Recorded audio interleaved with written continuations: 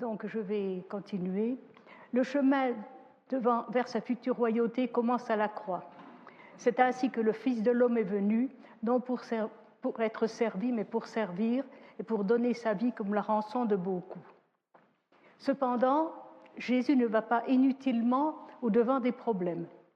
Il perçoit la nature profonde des individus, Jean 2. Il échappe à toutes les tentatives de destruction orchestrées par Satan.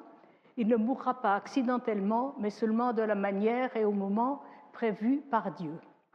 Et lorsque l'heure de son sacrifice approche, il prend librement la résolution de se rendre à Jérusalem. Jésus entre le plan de Dieu et les projets des hommes pendant la semaine de la Pâque. Les autorités religieuses voudraient bien arrêter Jésus, justement dans cette semaine de la Pâque, ou bien au début de la semaine, quand tous les pèlerins ne sont pas encore arrivés, ou bien plus tard, quand ils seront repartis. Mais surtout pas en fin de semaine. C'est le point culminant de la fête. La foule est alors plus nombreuse et risque d'être plus incontrôlable. Certains pourraient profiter de l'occasion pour provoquer une échauffourée, une révolte en quelque sorte, et faire intervenir la troupe d'occupation romaine. Mais Jésus ne leur laisse à ce moment-là aucune occasion de l'arrêter, comme s'il voulait faire concorder les événements avec le moment prévu par Dieu. Et c'est justement dans cet espace de liberté que Jésus montre qu'il est aussi un homme véritable. Il agit en homme avec maturité, intelligence, perspicacité. Il choisit lui-même les circonstances exactes qui vont déclencher le processus de son arrestation. Il oblige ses adversaires à agir d'une manière contraire au plan d'abord prévu et à l'accélérer.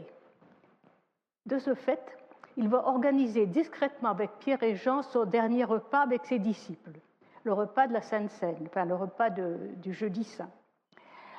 Il prend Judas par surprise, la main dans le plat. Le traître découvert, pris de panique, se précipite chez les chefs et va leur indiquer le lieu et le moment où Jésus se retire la nuit. Ils pourront alors l'arrêter sans craindre les réactions des gens. Le sacrifice de Jésus aura lieu au temps déterminé précisément dans la loi. Il aura lieu en même temps que le sacrifice des agneaux pascals, le vendredi, veille du sabbat. Après avoir répondu dans le jardin, « Mon Père, s'il n'est pas possible que cette coupe s'éloigne sans que je la boive, que ta volonté soit faite. » Matthieu 26. Il s'avance librement à la rencontre de ceux qui sont venus l'arrêter.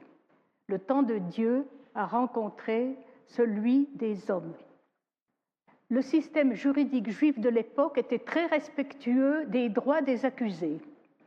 Toute précaution légale était respectée pour protéger la vie de l'accusé, quelle que soit la charge reconnue contre lui. On retrouve les traditions orales de ce système juridique dans un livre appelé la Mishnah. J'en citerai quelques passages. On pourra faire la comparaison avec ce qui s'est passé au moment des procès. Dans le déroulement du procès juif, on relève d'emblée plusieurs irrégularités. Une première audition de nuit a lieu après l'arrestation de Jésus en privé devant Anne, H-A-2-N-E, qui est le beau-père de l'actuel grand prêtre Caïphe. Ce n'est pas légal, la loi juive offrait des garanties à l'accusé. Et je vous lis un premier passage de la Mishnah. Les procès aux criminels, c'est-à-dire pour les crimes, ne pouvaient pas avoir lieu la nuit ni le jour des préparatifs du sabbat, c'est-à-dire le vendredi, et encore moins la veille de la Pâque. Une condamnation à mort ne pouvait intervenir au cours de la même séance et ne pouvait être proclamée que le lendemain du procès, afin que le jugement ne soit pas influencé par la fatigue des juges. Reprenons le déroulé. Seul, de nuit, le vendredi, veille de la Pâque, en dehors de toute séance officielle du tribunal juif, c'est-à-dire le Sanhédrin, Anne, qui n'est même plus officiellement grand prêtre, c'est Caïphe le vrai grand prêtre, donc Anne abuse de son autorité. Il pose à Jésus des questions sur ses disciples et sur sa doctrine. Il compte sur des réponses qui pourraient bien servir de témoignage à charge devant Caïphe, le grand prêtre en fonction, et le tribunal juif. Je reprends un alinéa de la Mishnah.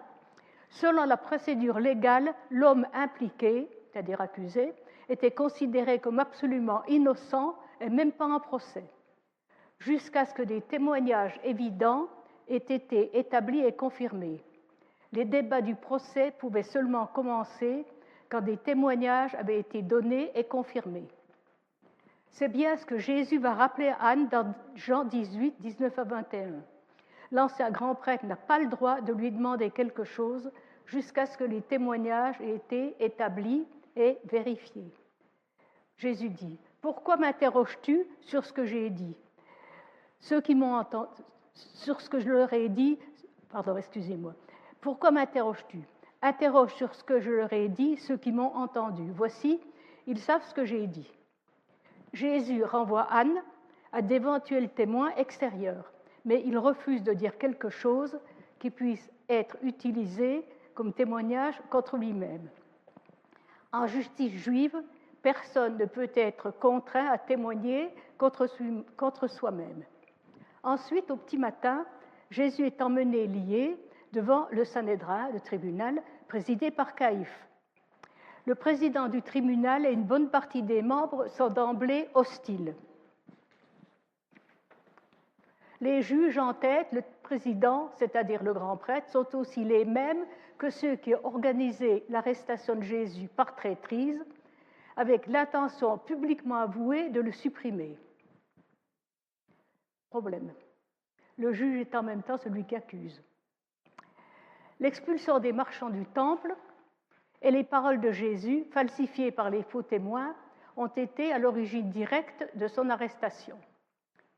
Les uns produisent des témoignages discordants, ils n'ont pas été retenus. D'autres déforment les paroles de Jésus. Ils l'accusent d'avoir dit « Je détruirai ce temple ». En fait, il avait dit « Détruisez ce temple » en parlant de son corps. Les dépositions ne concordent pas.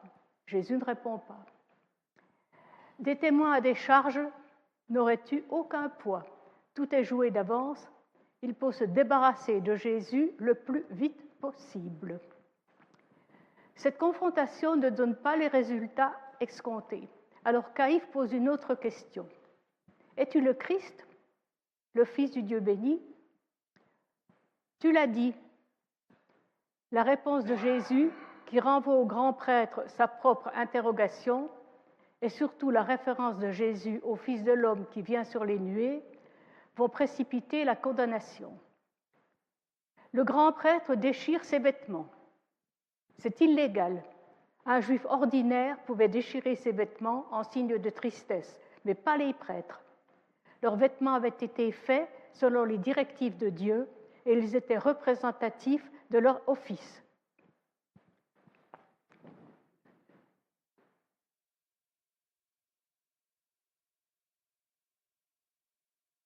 Vous pouvez passer à la suivante, s'il vous plaît.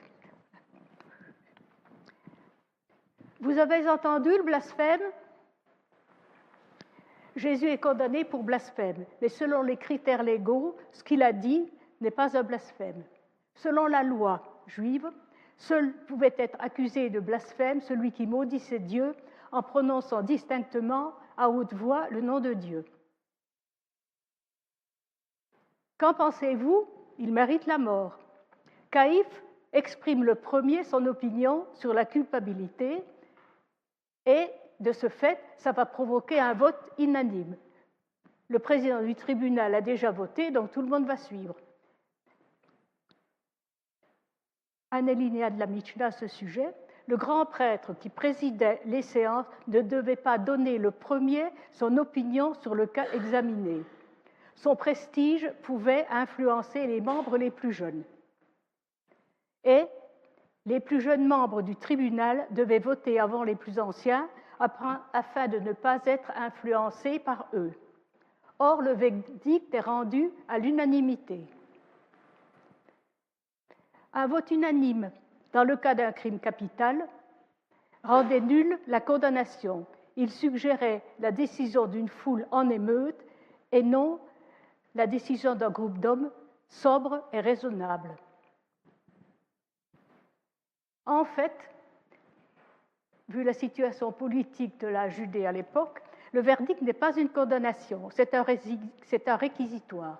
Alors un réquisitoire, c'est la présentation des motifs de l'accusation.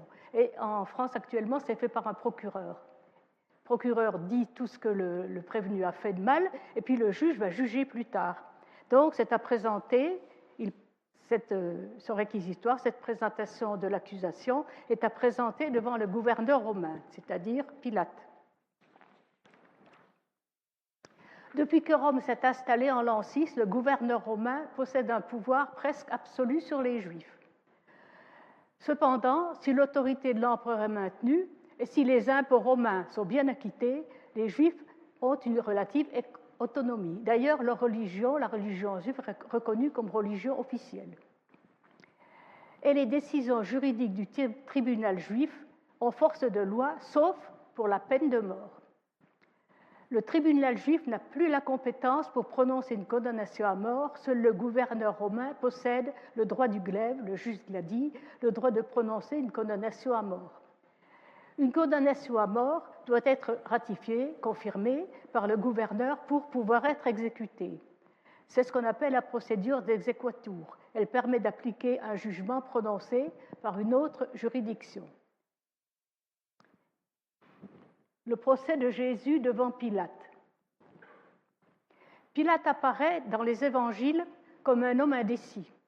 Il cherche bien à sauver Jésus, mais il est dépassé par les événements. Il semblerait plutôt, d'après les témoignages de Flavius Joseph et Philon d'Alexandrie, deux auteurs contemporains à peu près, qu'il était brutal et obstiné, naturellement rigide, têtu dans sa dureté, plein de ressentiment, excessivement colérique. Il méprisait les Juifs et leurs coutumes et n'était pas disposé à leur accorder des faveurs. Il se rend très impopulaire, c'est-à-dire que ça s'est passé quelque temps avant, il se rend très impopulaire par toute une série de provocations qui vont susciter une résistance unanime et il n'en sort jamais, finalement, jamais vainqueur. Première, il fait défiler des drapeaux romains à Jérusalem et il fait suspendre dans la ville, sur le palais d'Hérode, des boucliers avec des portraits et des effigies de l'empereur. Cela s'oppose à l'interdiction des images prononcée dans les 10 commandements. Quant à la construction d'un aqueduc aux frais du trésor du temple, qui servait aussi de banque à la population, elle donne lieu à une manifestation violemment réprimée avec plusieurs morts. Et une plainte des autorités juives auprès des autorités romaines. Pilate finit toujours par céder, soit à la pression de la foule, soit aux ordres de l'empereur à la suite des notables juifs. Cet homme, qui représente le pouvoir quasi absolu de Rome, a créé un tel précédent par ce manque de diplomatie qu'il s'est en quelque sorte lié les mains d'avance.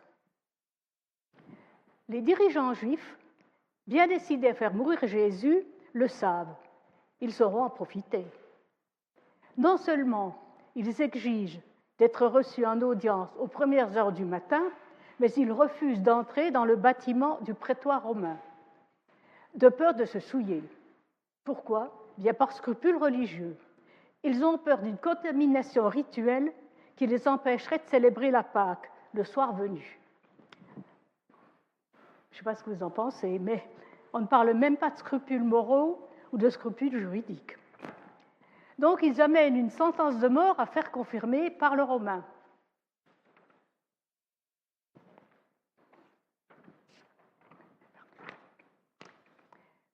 Les dirigeants juifs espèrent bien que l'affaire se conclura vite. En effet, la procédure exécutoire permet d'exécuter un jugement prononcé par une autre juridiction. Le Romain devrait donc, à leur avis, confirmer la sentence qu'ils ont préparée avec leur interrogatoire. Devant le Sanhédrin, devant le tribunal, Jésus a été reconnu coupable de blasphème pour s'être proclamé fils de Dieu. C'est bien ce que les chefs religieux disent au gouverneur romain. Jésus doit mourir selon la loi. Jean 9, 17. Mais ils savent aussi que pour le pouvoir romain, Le blasphème, c'est quelque chose d'ordre religieux. Ce n'est pas un chef d'accusation acceptable. Alors, ils vont modifier le chef d'accusation, le motif d'accusation, pour le rendre acceptable. Ils passent du religieux au politique et ils accusent Jésus d'être un dangereux agitateur, un de ces messies guerriers qui soulèvent le peuple, qui excitent le peuple à la révolte. En fait, dans leur pensée, les deux accusations sont indissociables.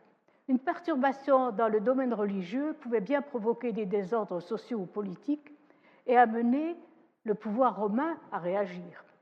En effet, la période de la Pâque, avec un grand nombre de pèlerins, l'effervescence des jours de fête, cette période de la Pâque est bien favorable à ce type de manifestation. La troupe romaine, venue de Césarée-Maritime, est en place. Et justement, on vient d'arrêter quelques zélotes, pour dire quelques terroristes, coupables de meurtre au cours d'un soulèvement. Quelle occasion rêvée pour les chefs religieux de se rendre le pouvoir romain favorable en livrant un agitateur de plus. Mais cruelle déception, Pilate décide de faire un procès selon les règles. Pilate décide de faire un procès conforme aux procédures romaines légales. En effet, le zèle des chefs juifs a dénoncé un compatriote qui n'avait pas encore attiré l'attention des troupes romaines lui paraissait suspect. Pilate était gouverneur d'une province sénatoriale. Il avait une compétence juridique particulière. Le procès, quand la peine capitale, l'exécution capitale était en jeu, n'était pas conduit par un juge indépendant avec un jury local, c'est-à-dire un jury juif. C'est le représentant de l'empereur, Pilate, qui exerçait à la fois les fonctions de magistrat et de juge. Pilate pouvait donc organiser et mener les débats à sa guise. Cependant, Pilate, en tant que représentant de l'empereur, était tenu de respecter les règles essentielles du droit. Sinon, il risquait d'être dénoncé à Rome par les pouvoirs locaux. Donc, il faut voir l'équilibre. Première chose qu'il leur dit, prenez-le, vous, et jugez-le selon votre loi. Pilate veut les obliger à dénoncer, à dévoiler leurs intentions. Il les renvoie à leur loi, mais il sait très bien qu'elle n'a plus d'effet exécutoire. Ils n'ont pas la possibilité d'exécuter une condamnation à la mort. Et ils répondent tout de suite, et il ne nous est pas permis de mettre quiconque à mort. Jésus face à Pilate. Il interroge ensuite Jésus. Es-tu le roi des Juifs? Le gouverneur sait bien que Jésus n'est pas roi.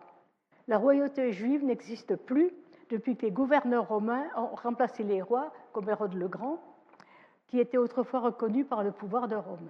Jésus répond, « Mon royaume n'est pas de ce monde. Si mon royaume était de ce monde, mes serviteurs auraient combattu afin que je ne sois pas livré aux Juifs. Mais maintenant, mon royaume n'est point d'ici-bas. » Si Jésus avait répondu oui, il serait coupable, selon la loi romaine, du crime de lèse-majesté, commis contre le peuple romain et sa souveraineté.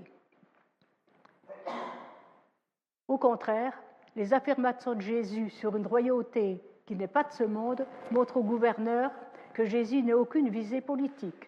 Il ne présente aucun danger pour le pouvoir en place. Pilate serait donc prêt à le déclarer innocent et à le laisser partir. Pendant le procès, Pilate a déclaré Jésus non coupable au moins 3 fois. Dans Jean 8, 34, 19, 4, 19, 6, il dit « Je ne trouve aucun motif de le condamner ». Un principe de base de la jurisprudence précise qu'une personne ne peut pas être jugée une deuxième fois pour un crime dont elle a été innocentée. Pilate devrait donc relâcher Jésus ou le prendre sous sa protection, vu les circonstances. Mais le gouverneur a peur. Il a peur que cette décision, opposée à leurs exigences, à leurs demandes, ne provoque le mécontentement des Juifs. Ils sont capables d'agir comme ils l'ont déjà fait à d'autres occasions. Avertir les autorités romaines, dire qu'il a libéré un dangereux activiste, provoquer une manifestation de protestation parmi la foule, qui viendrait s'opposer au verdict d'innocence, ou les deux à la fois. Suite une partie de ping-pong coupable-innocent.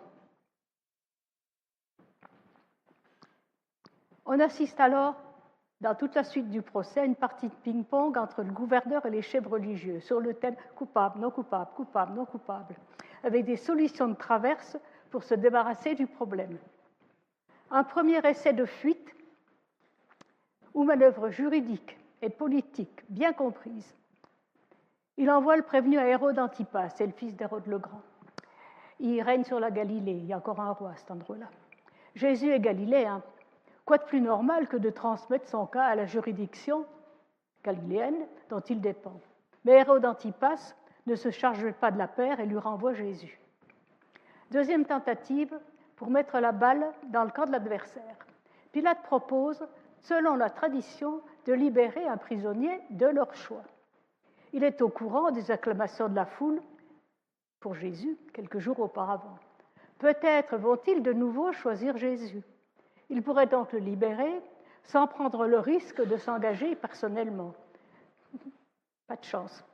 C'est bien Barabbas qu'il réclame. Un brigand, un voleur, mais aussi, selon Flavius, un terroriste anti-romain. Ironie grinçante. Les Juifs réclament la libération d'un rebelle anti-romain et plus tard, ils ne tarderont pas à professer une fidélité inconditionnelle envers l'empereur. Vous vous souvenez de « nous n'avons pas d'autre roi que César », ça veut dire « pas d'autre roi que l'empereur romain ». Enfin, il fait battre Jésus de verge et le présente au public en piteux état. « Voici votre roi ». Il pense ainsi attirer la pitié des Juifs qui se contenteraient de ce châtiment. Ça échoue encore. Poussée par les chefs, la foule rejette Jésus. « Crucifie, crucifie !» Elle déclare sa préférence pour le pouvoir romain. Nous n'avons pas d'autre roi que l'empereur romain. Pour finir, Pilate les a amenés à renier leur souveraineté nationale, c'est-à-dire en fait celle de Dieu sur son peuple. Pilate abandonne la partie. La menace des Juifs va le concerner personnellement.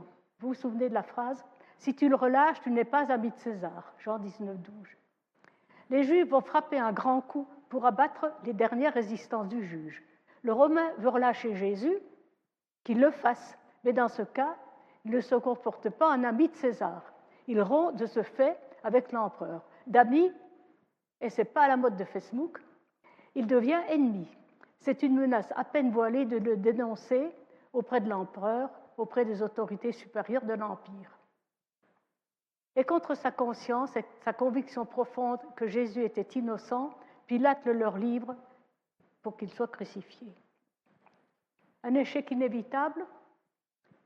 Cet échec du Romain à sauver Jésus, à éviter de le condamner à mort, était-il évitable? Était-il inévitable? A-t-il agi de la manière la plus sensée? On peut en douter en observant la manière dont il s'adresse à la foule. Comme c'est parmi vous une coutume que je vous relâche quelqu'un à la fête de la Pâque, voulez-vous que je vous relâche le roi des Juifs? Cette coutume de relâcher un prisonnier est un privilège accordé aux Juifs. Mais la libération doit correspondre à un désir de leur part. Or, non seulement les Juifs n'ont pas demandé qu'on leur relâche Jésus, mais ils sont là uniquement pour qu'on le condamne. Pilate cherche apparemment à remettre Jésus en liberté, mais il le désigne par le titre de roi des Juifs. C'est l'expression même de sa mauvaise volonté. Il n'a aucune chance d'obéir et il fait tout pour échouer. Comment en effet supposer que les Juifs, qui sont fermement décidés à obtenir la mort de Jésus, aient pu changer d'attitude? Ils ont entendu Jésus parler d'un titre royal qu'ils contestent, et ce titre est chargé en outre d'un mépris du gouverneur romain qui les offense.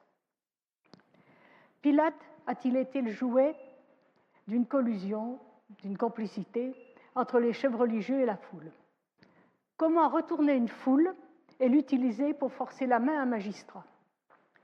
Que sont devenus les admirateurs de la semaine d'avant?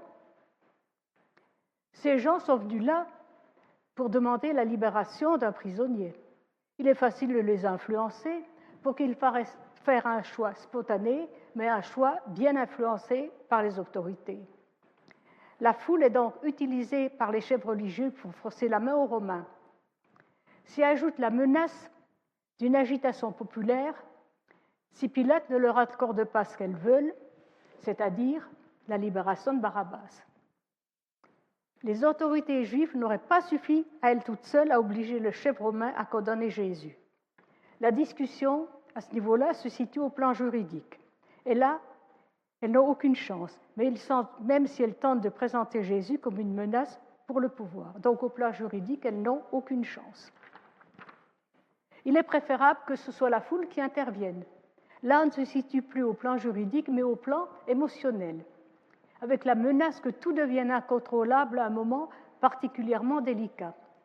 Pilate se verrait alors précipité dans une situation impossible à contrôler parce qu'il n'a pas assez de soldats par rapport à la foule.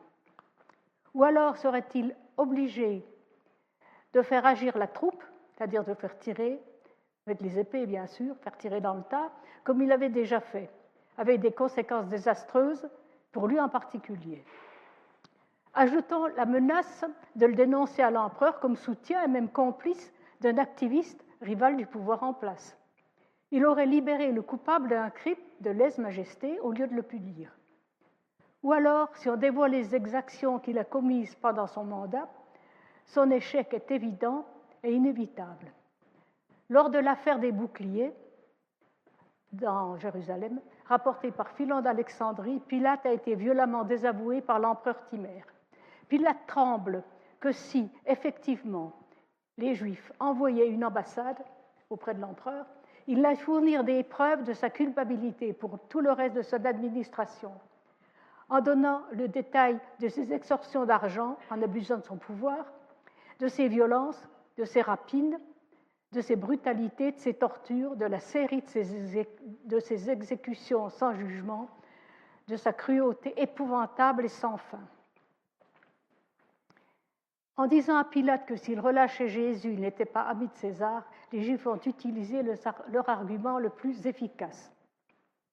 Pilate n'avait certainement pas aucune envie que l'empereur Tibère, alors sur l'île de Capri, malade d'une maladie répugnante, rempli de suspicions, plein de colère et de désir de vengeance, apprenne qu'il a pris parti pour un prisonnier accusé du crime de lèse-majesté. La punition était la confiscation des biens, la révocation de la fonction officielle, l'exil ou parfois pire. Le gouverneur était certain.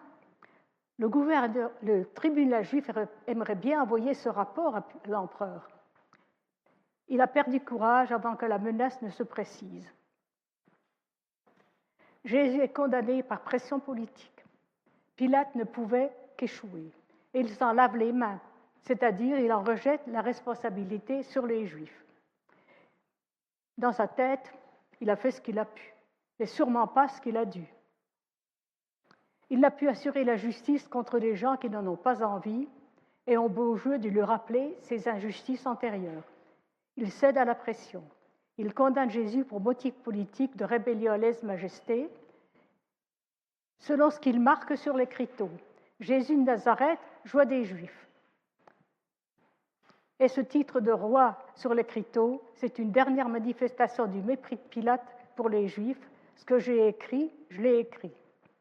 Cela rappelle aux Juifs qu'ils se torpillent eux-mêmes en déclarant « Nous n'avons pas d'autre roi que l'empereur » et que son sang retombe sur nous et nos enfants. Ils ont commis une double erreur monumentale.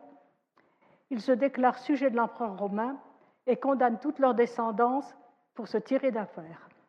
Pourtant, c'est Jésus lui-même qui dira sur la croix « Père, pardonne-leur, car ils ne savent pas ce qu'ils font. » Jésus fut donc crucifié par le pouvoir occupant romain comme séditieux.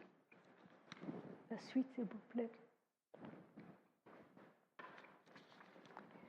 Pilate porte donc devant l'histoire la responsabilité de la condamnation à mort de Jésus. Sa responsabilité n'est pas atténuée, ni par les manœuvres des chefs juifs pour le contraindre, car le préfet de Rome avait pour lui la majesté du droit et la force des armes, ni par les vociférations de la foule, une attitude résolue les aurait fait taire. Sa responsabilité est entière aussi dans le procès historique de Jésus. Victoire du Christ. Quelques semaines après tous ces événements de la semaine pascale et la résurrection, bien sûr, Pierre et Jean s'adressent à la foule qui est étonnée par la guérison d'un homme boiteux de naissance. Ils rappellent à la foule sa culpabilité à propos de la mort de Jésus. Mais ils proclament en même temps la victoire du Christ déclaré Seigneur, sa victoire démontrée par sa résurrection, sa victoire sur tous les accusateurs, sur les calomniateurs, sur les faux témoins, sur les pouvoirs politiques et religieux, sur les puissances qui tentent de dominer le monde. Citation de Actes 33. Le Dieu de nos pères a glorifié son serviteur Jésus, que vous avez livré et renié devant Pilate, qui était d'avis qu'on le relâche. Vous avez renié le saint et le juste, et vous avez demandé qu'on vous accorde la grâce d'un meurtrier.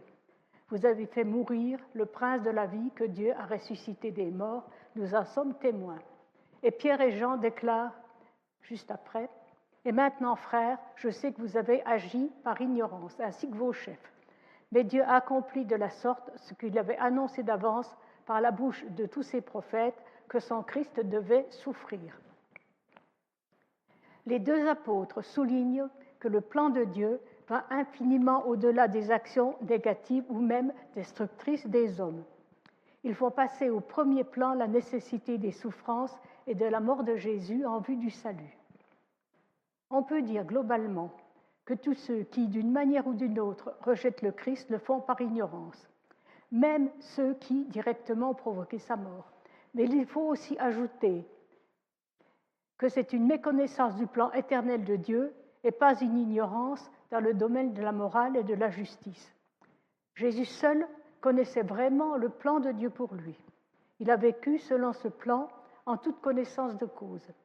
Il était conscient des moindres intentions des hommes, il pressentait leurs calculs, leurs complicités, leurs ambitions religieuses et politiques. Mais les deux apôtres annoncent toujours la possibilité du pardon et de la grâce, la proximité du royaume de Dieu en la personne de Jésus et par ses actes de puissance, ses actes de libération. Jésus est allé au supplice de la croix sans pratiquement prononcer une parole, sans se défendre devant un tribunal inique. Il n'a pas protesté devant la lâcheté et l'étalage des intérêts personnels et des inquiétudes politiques. Il a refusé de s'abaisser au niveau des tactiques humaines. Il a choisi d'avancer jusqu'au bout dans la voie de l'obéissance. Voici, je viens, dans le rouleau du livre, il est question de moi, pour faire ô Dieu ta volonté. Hébreux 10. Sa passion est l'aboutissement d'un conflit. Ce conflit l'oppose à l'incrédulité d'un monde qui le rejette. Mais sa passion est surtout victoire sur ce monde et sur ses dirigeants, visibles ou cachés. Et paradoxalement, ceux qui ont le plus visiblement contribué à cette victoire sont les Juifs de Jérusalem, les chefs religieux et Pilate, le gouverneur romain. Leur rôle dépasse leur position historique.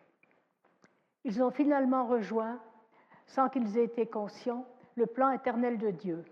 Ils ont concouru, par leur refus et leur hostilité destructrice, à la gloire du crucifié. Et pourtant, le crucifié n'accepte pas la gloire venant des hommes, mais seulement celle qui vient de Dieu. C'est ce que Paul va rappeler plus tard aux Corinthiens.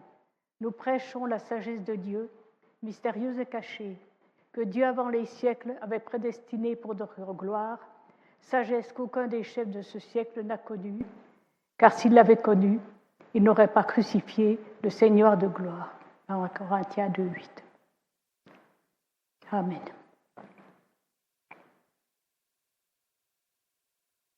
Merci Seigneur pour ta passion, parce que tu l'as vécu, toute connaissance de cause. Tu l'as vécu pour que nous puissions nous rapprocher de Dieu malgré nos péchés. Merci d'avoir porté nos péchés sur la croix, Seigneur. Merci. Amen.